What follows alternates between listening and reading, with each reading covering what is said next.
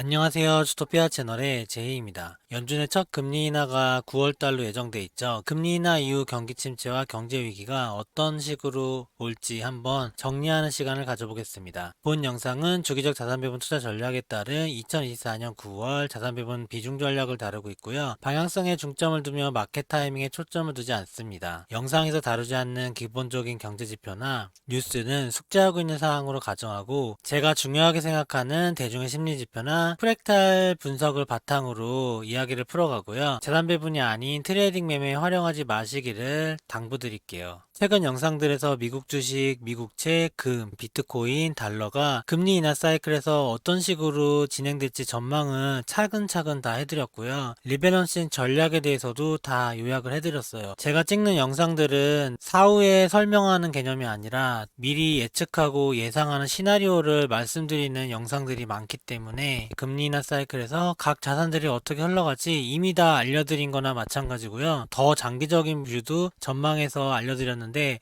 오늘 영상에서는 그런 것들을 종합적으로 정리해 보려고 하고요. 꾸준히 보신 분들은 제가 어떤 식으로 영상을 찍어왔고 어떤 식으로 자산들을 전망을 해왔고 그게 어떻게 맞아왔는지 다 아시고 계시지만, 처음 보시는 분도 있으니까 간략하게 과거의 자산 전망들도 리뷰를 하면서 넘어가 볼게요. 주기적 자산 배분 비중 전략에 따라서 코스닥의 달걀 모형에서 금리 인하기가 현재 시작될 거고, 금리 고점 A가 23년 7월 FOMC였고 앞으로 24년 9월 FOMC에 첫 번째 금리 인하 B를 하고요. 그 다음에 언젠가는 B컷을 하겠죠. 그때가 경제위기 C가 되고, 금리를 계속 내리다 보면은 더 이상 내리지 못하는 시점이 금리 저점 D예요. 그리고 자산 시장이 회복이 돼서 경기 회복에 자신감이 생길 때 금리 인상 논의들이 나오게 되죠. 경기 회복이고, 금리를 어느 정도 올리고 나서 주가도 꾸준히 우상향하는 시기가 F라고 볼 수 있고요. 금리를 마지막으로 올리는 시점이 A. 이런 식으로 코스닥의 달걀 모형에서 금리 한 바퀴가 도는데 4에서 5년 정도 걸려요.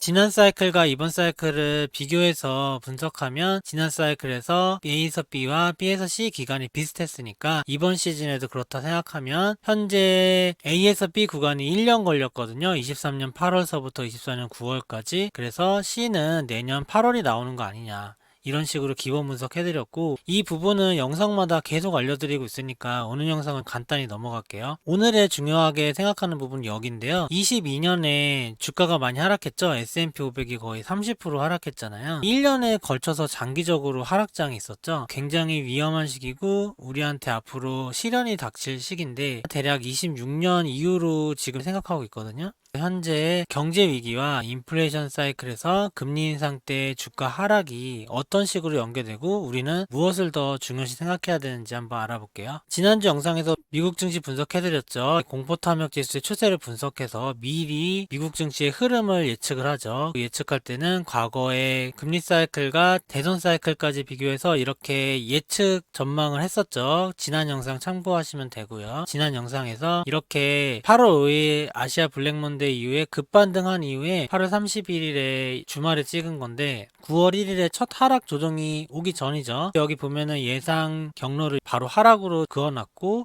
하락의 저점까지도 그어놨죠. 그리고 반등을 한 다음에 이게 대선이거든요. 대선 때 모습도 그려놨고 대선 이후의 모습, 그 다음에 어느 순간에서 고점을 찍고 다시 하락하는 이 C에까지의 경로를 다 그려놨죠. B 전후로 조정 횡보 있다고 많이 알려드렸잖아요. 첫 번째 조정이 4월, 7월에 두 번째 조정, 그리고 9월에 세 번째 조정이 시작이 됐죠. 영상을 보신 분들은 아시겠지만 4월 조정 전에 4월 조정 있을 거라고 말씀드리면서 이렇게 저점도 잡아드렸죠. 근데 저점에 진짜로 닿다가 올라왔죠. 그리고 7월 조정에서도 조정 전에 미리 분석해서 알려드렸죠. 그리고 저점도 이렇게 잡아드렸죠. 블랙먼데이 패닉이 너무 심해서 시가가 더 떨어진 데서 시작하게 됐지만 종가 기준으로는 제가 예상한 저점에 거의 근접하게 저점 형성됐죠. 20포인트 정도 차이 났고요. 그리고 반등할 때도 이게 일시적인 조정이고 이제부터 하락장 시작이 아니고 반등한다 알려드렸고요. 커뮤니티를 통해서 그날 바로 미국 증시 시작하기 전부터 알려드렸어요. 상승을 해서 8월 말에는 거의 전고점에서 20포인트 전까지 올라왔잖아요. 5640인가? 거기까지 올라왔는데 거기서 영상을 찍은 거에서 이렇게 조정 그림 그려드렸죠. 이런 식으로 저는 영상을 찍을 때 미리미리 앞으로 어떤 일이 일어날지 시나리오를 예상해서 여러분들에게 알려드리고 있고, 제가 전쟁이나 신이 아니죠. 예상하는 게 무조건 맞을 수는 없잖아요. 제 영상을 보신 분들은 장기적으로 중기적으로 많이 맞는다는 걸 아실 거예요. 그래도 100% 확신을 할 수 없기 때문에 항상 이렇게 경고를 드리고 있어요. 재미로만 보시고 자산 배분이 아닌 트레이딩 매매 활용하지 마시라고 알려드리고 있고, 왜 예상을 하냐, 예상을 하고 나서 거기에 맞춰서 시나리오를 가지고 매매를 해야 도움을 받을 수 있기 때문이죠. 왼쪽에 있는 그림은 멤버십 게시판에 8월 29일에 S&P 500 일봉 차트로 분석글에 올린 차트인데요. 차트 보면은 이렇게 급반등해서 올라온 이후에 아직까지 떨어지기 전에 이런 식으로 보라색으로 경로 그려놨죠. 예상 시나리오까지 다 적어놨죠. B 전후 조정 저점이 첫 번째, 두 번째 이미 다 일어났고, 세 번째 저점이 이제 일어날 거다. 세 번째 저점이 붉은색 지지선을 이탈하지 않을 거다. 이 붉은색 지지선이 여기서 보는 초록선이에요. 초록 점선. 지난 영상에서도 여기 이탈하지 않을 거라고 말씀드렸죠. 그리고 대선 전에 한 번 더 저점이 발생할 거다. 그게 트럼프 프랙탈 비교로 나온 거예요. 트럼프 대선 때는 항상 떨어졌었거든요. 그래서 또 한 번 조정이 있는데 이것도 붉은 지지선을 하락하진 않죠. 그리고 대선이 끝나면 미국 증시 역사상 평균 6개월에서 1년은 상승장이 펼쳐져요. 다음 해에는 거의 상승했다 보면 돼요. 금리 사이클로도 원래 이 B 구간을 지나면 경제위기 C까지 마지막 버블 랠리가 있거든요. 지난번에도 있었고요. 금리 인하하는 게 경기 침체 우려 때문에 하는 거잖아요. 경기 침체 우려 때문에 처음에는 이렇게 조정을 받다가 막상 내리고 봤는데 바로 경제위기가 안 터져요. 골디락스나 연착륙이 되는 거 아니냐, 이런 기대 심리 때문에 개인 투자자들이 주로 이렇게 랠리를 이끌거든요. 스마트 머니들은 다 이때 매도를 해서 빠져나오고요. 마지막 버블 랠리가 있다. 여기서 바로 하락장이 시작된다고 생각하는 게 아니라 다시 한번 반등한다고 이렇게 다 적어놨죠. 같은 시나리오를 주봉, 일봉 이렇게 분석을 한 거예요. 제가 멤버십을 통해서는 S&P 500, 미국채, 비트코인, 금 다 이런 식으로 단기 분석도 같이 해드리고 있거든요. 그리고 이렇게 전략 시나리오도 쓰고, 앞으로 미국 대선 때까지 어떻게 지내낼 거다, 미국 주식, 금, 미국채, 달러도 경제위기까지 다 전망해놨고, 중간중간에 디테일하게 일본 기준에서 단기적으로 전망해드리는 수준으로 하고 있어요. 멤버십까지 해서 보시는 분들은 뭐 다 들으신 얘기고 보신 얘기일 거예요. 오늘은 구체적인 분석 전망은 하루 쉬고, 제가 생각하는 경제위기에 대한 중요한 포인트를 알려드리는 걸로 마치려고 해요. 23년 결산 영상에 23년에 제가 어떤 식으로 영상 찍었고 그때 주가가 이랬다 이런 거 정리한 적 있어요. 23년에 미국채 TLT 이렇게 떨어져서 저점 확인하고 있을 때 하락 어디까지 영상 찍으면서 80불 전망 해드렸고, 이렇게 반등하고 있을 때 반등이 시작되냐 하면서 그림으로 105불에서 120불까지 반등할 거다. 이때서부터 다 알려드렸어요. 그래서 지금 어떻게 됐냐면, 요것도 이번 7월에 제가 올린 TLT 주봉 차트거든요. 이 상태에서 막 떨어지고 해서 여러분들이 다 공포에 질려 있었죠, TLT에 대해서. 근데 저는 역회된 숄더를 만든다고 하면서 첫 번째 금리나 B에서 이렇게 중간 고점, 그 다음에 살짝 조정, 다시 C까지 상승할 거고, 첫 번째 중간 고점의 예상 가격은 105불, 그 다음에 마지막은 120불 다 이렇게 적어놨죠. 예전부터 이렇게 그려놨는데 실제 어떻게 되는지 아시죠? 지금 9월인데 딱 이 모양까지 왔잖아요. 아직 100불이지만 이런 식으로 미리미리 전망을 다 하고, 그게 TLT 같은 경우는 거의 완전히 맞았죠. 뭐 저점도 맞추고 이런 경로까지 다 맞췄으니까. 금 같은 것도 보면 제가 금 처음 올린 게 이때서부터 올렸거든요. 유튜브를 23년 초부터 다시 본격적으로 시작했어요. 22년 통으로 쉬고 개인 사정이 있어서 그냥 유튜브를 안 했어요. 블로그만 조금씩 하다가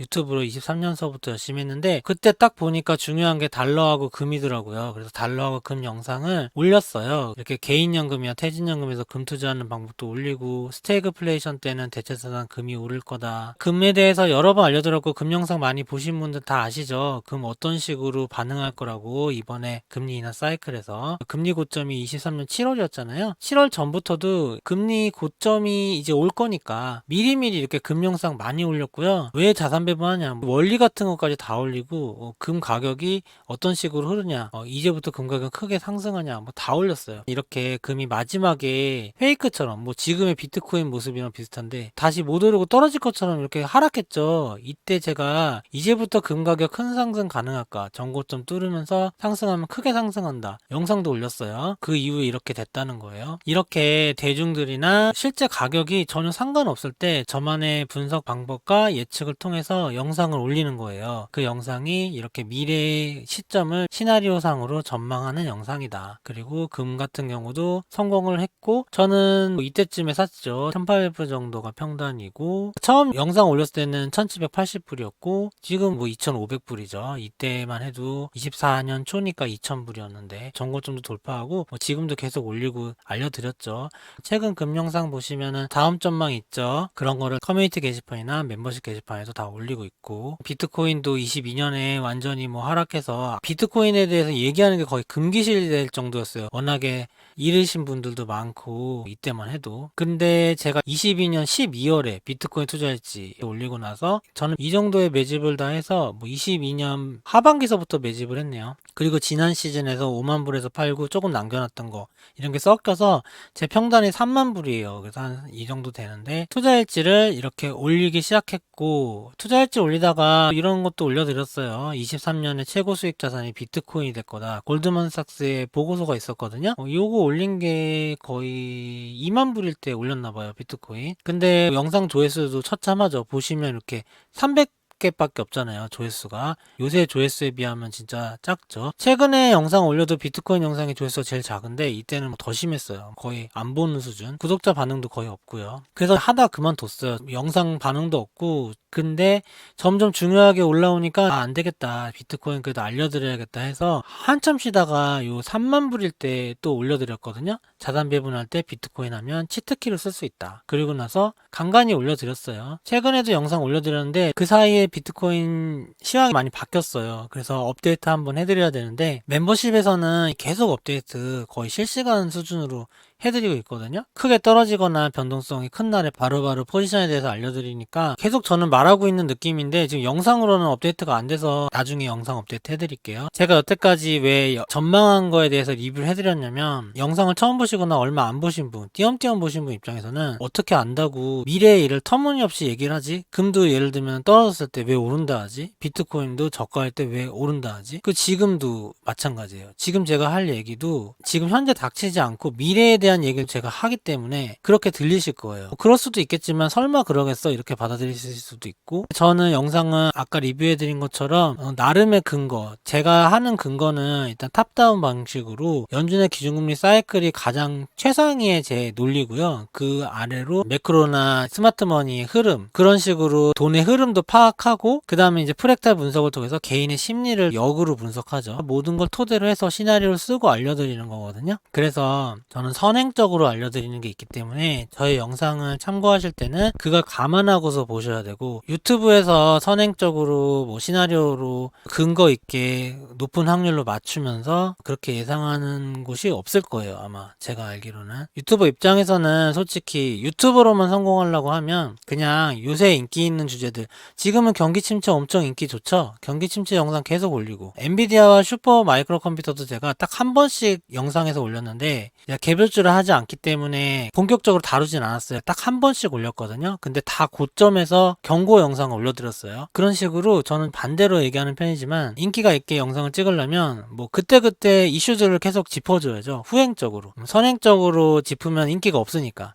사람들은 다 일어난 일이 왜 일어났나 여기에 관심 있잖아요. 뭐 후행적인 설명만 계속 하는 거죠. 저희 채널에서는 그렇지 않다 보니까 여러분들이 채널을 이용하실 때 저 같은 채널도 하나쯤은 있으면 좋잖아요. 미래 시나리오도 한번 예상해보고, 뭐 그게 무조건 된다는 게 아니라 그런 의미에서 제가 영상을 찍고 있는 거예요. 저는 조회수랑 별로 상관도 없이 제가 중요하다 생각한 영상 찍는 거니까 그거 감안해서 앞으로 영상을 시청해 주셨으면 좋겠고요. 경기 침체와 경제 위기에 대해서 한번 정리를 해보려고 그래요. 22년에 교훈이 있죠.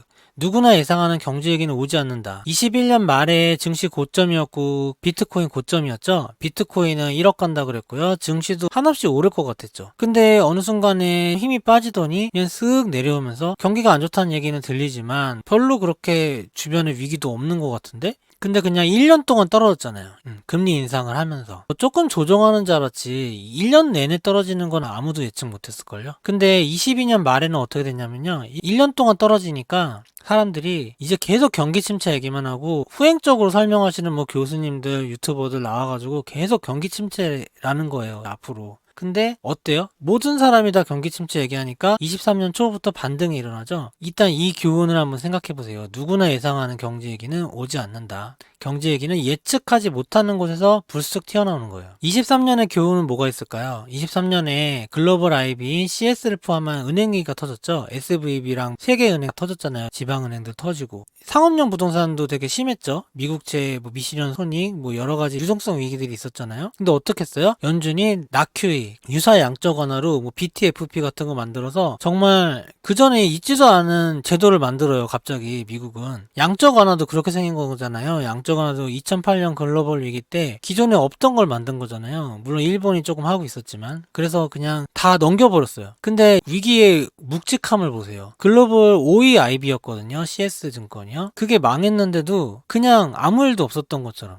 오히려 이게 망하면서 그냥 바닥 찍고 올랐잖아요. 22년의 하락장은 결국엔 이 은행 위기를 암시한 거였어요. 근데 22년에 떨어질 때 은행 위기를 사람들이 얘기하는 게 아니라 다 경기 침체 얘기만 했잖아요. 근데 실제로는 은행 위기였죠. 이때 교훈은 뭐냐면 이 정도보다 더 큰 위기가 있을 수 있나? 골드만삭스나 뭐 JP모건이 동시에 망하던가 뭐 이래야지 더 큰 위기겠죠. 글로벌 IB가 망할 정도의 위기가 잠깐의 하락은 있었지만 극복을 했잖아요. 미국의 돈 찍는 능력은 정말 상상을 초월한다. 우리가 알지도 못하는 듣도 보도 못한 제도를 만들어서라도 넘겨버린다. 그래서 지금 주식시장이 상승한 게 금리가 이렇게 높고 이런 위기가 터져도 괜찮아? 그러면서 쭉 오른 거죠. AI 버블이라는 걸 만들면서 경험적으로 유동성 위기는 무시해도 되는구나 이제. 왜냐면 반칙으로 쓰니까 유동성이 터져도 다 구해줄 건데. 그래서 엔캐리 트레이드 자금 같은 게 투기 자금이 많이 올랐잖아요. 엔비디아가 고점 찍을 때쯤에 커뮤니티 글이나 이런 데도 올려드렸는데 주식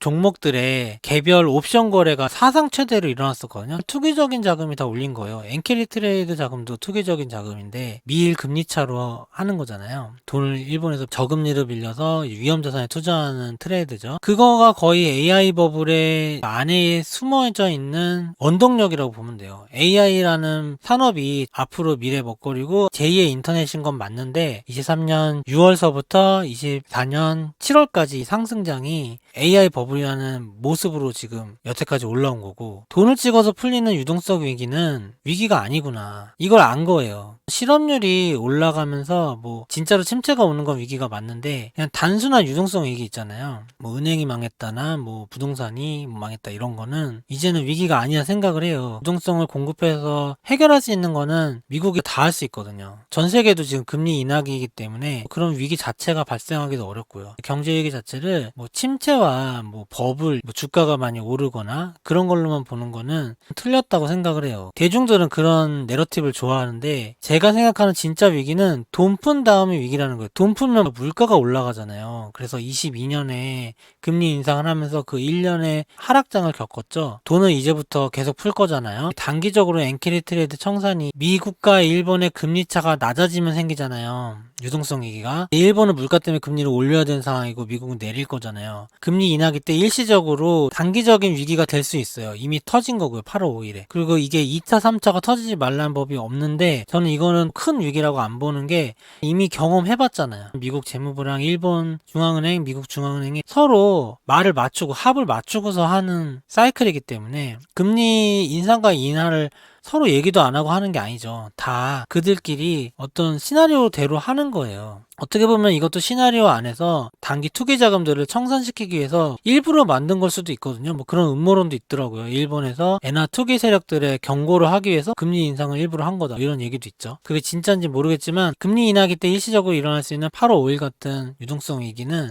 어쨌든 조율을 할 수 있다. 그래서 진짜 위기는 아니라는 거죠. 진짜 위기는 물가가 상승하는 거예요. 예를 들면 지금도 연준이 경기 침체 우려 때문에 금리를 내리죠. 근데 나중에는 경기 침체 우려가 계속 있는데 물가가 지금은 바닥이잖아요. 물가가 바닥이었다가 올라가는 시기가 오면 돈을 계속 풀다 보니까 물가를 자극하겠죠. 물가가 좀 오르려고 그러면 연준 입장에서는 경기 침체도 막아야 되는데 물가가 오르니까 금리를 내리기가 부담스럽죠. 그게 1970년대 스태그플레이션이었잖아요. 경기가 침체되는데 물가가 오르는 상황. 지금 꼭 그렇다기보다도 그런 상황에 왔을 때가 22년처럼 주가가 크게 하락하는 위기가 오히려 올 수 있다는 거죠. 그래서 저는 이번에 경제 위기는 이 침체로 인한 위기가 아니라, 침체는 이제 돈을 풀면서 다 막을 거예요. 오히려 차라리 침체가 되면은 그게 더 위기가 아닐 수도 있어요. 물가가 안 오르면 아예. 그럼 옛날처럼 돈만 풀면 되니까. 하이퍼 인플레이션이 나중엔 오겠지만 중기적으로는 위기가 아닐 수 있는데, 만약에 침체가 좀 잡히잖아요. 돈을 풀어서. 그게 더 위기예요. 그러면 이제 물가가 오르면서 22년과 같은 금리 인상기 사이클 때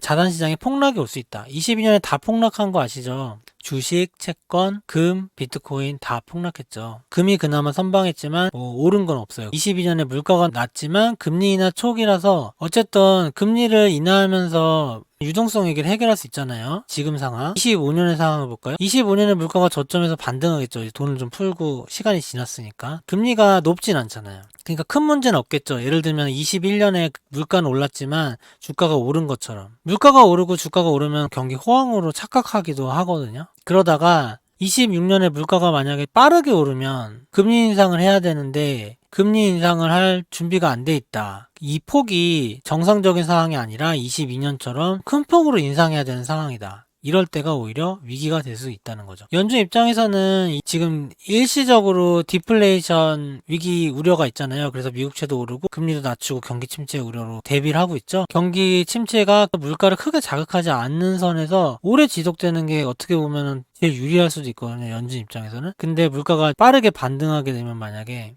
연준의 컨트롤을 벗어나면서 26년에는 22년과 같은 위기가 올 수 있다. 이 영상을 제가 2달 전에 올렸는데 그거 이따가 보여드릴게요. 24년 7월 초에 경제투자 유튜브 영상 다 오른다는 얘기밖에 없었죠. 저는 7월 14일에 바로 조정 있을 거라고 영상 올리고 17일에 조정 왔죠. 근데 저 같은 사람도 간혹 있었겠지만 대부분의 분들은 오르는 거에만 집중했죠. 근데 지금은 어때요? 9월 초부터 막 떨어지니까 유튜브만 틀어도 다 경기 침체, 경기 우려, 하락 얘기만 지금 주구장창 많아요. 이런 식으로 대중들의 관심은 실제 자산시장의 흐름과 반대거나 관계가 없을 수 있다. 이거 7월 달에 제가 올려드린 거예요. 자세한 영상은 7월 7일 영상 참고해 주시고요. 컨테이너 운임지수가 유가와 물가에 선행한다는 걸 착안해서 이런 식으로 운임지수의 흐름과 물가의 흐름, 그 다음에 1970년대 스태그플레이션 프랙탈과 비교해서 이렇게 날짜를 잡았어요. 과거에는 이렇게 컨테이너 지수가 오를 때쯤에 금리가 어땠고, 금리 인상은 언제 했고 물가 피크는 언제였고 이렇게 분석을 했죠. 이게 빨간색이 70년대거든요. 이 물가 2차 피크가 있었죠. 이번에도 2차 피크가 만약에 온다면 25년 말이 될 수 있다.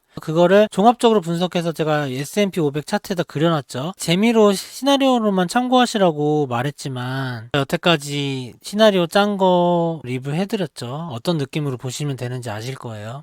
여기 보면은 코사인 달걀 A, B, C, D, E 적어놓은 거죠. 지금 현재 여기죠. B 때는 횡보 조정한다고 7월 달부터 이렇게 적어놨죠. 지금 지그재그 하고 있죠. 지그재그 했다가 대선 끝나고 오른다 했잖아요. 오르고서 경제위기 C가 8월이라고 했죠. 25년 8월. 8월에 딱 정해진 게 아니라 그쯤이라는 거예요. 8월 아니고 6월일 수도 있고 4월일 수도 있고 잘 몰라요. 근데 현재 프랙탈로는 8월일 가능성이 있다. 대선 사이클 이런 거 겹치면. 대선의 상승장이라는 것도 무시 못하거든요. 대선 후에. 그래서 주가의 고점은 몇 달 전이라고 했죠. 요 그림에서는 25년 초로 적어놨네요. S&P 500은 이 월봉인데 이런 식으로 25년 상반기에 고점을 찍고 이제 건전한 조정을 할 거죠. 근데 건전한 조정이 그때 말씀드린 여기 선 그려놨잖아요. 요거를 지지 못하면서 경제위기급 급락이 이제 시작되는 거죠. 이게 마지막 지지선이거든요. 이번 금리 사이클에 이 붉은 선이. 이 붉은 지지선을 요번에는 지지 못하는 거예요. 보면 다 지지했죠. 22년에 지지, 23년에 지지했죠. 근데 이거를 지지 못하는 순간 이제 크게 하락하는데 과거 코로나 때도 똑같이 이렇게 하락한 거예요. 그래서 경제위기 시에서는 고점 대비 35%가 하락했다. 제가 여기 이 4천을 왜 적어놨냐면은 이거 다 프랙탈로 분석한 건데 지난 금리 사이클에서도 이 A 주변의 저점까지 하락했거든요. 지금도 그걸 똑같이 분석한 거예요. A 주변 저점이 여기잖아요. 4,000포인트 정도? 4,000포인트 정도까지 떨어질 수 있다. 그리고 예상 고점 5,800에서 6,000 적어놨죠. 5,800에서 6,000에서 4,000까지 떨어지니까 33% 하락이에요. 25년 하반기에 이런 일이 있을 수 있다는 거죠. 그럼 이때는 어떻게 써요? 금리 엄청 낮춰주겠죠. B컷도 해주고. 그러면 다시 주가가 회복을 회복을 해요. 회복을 하면서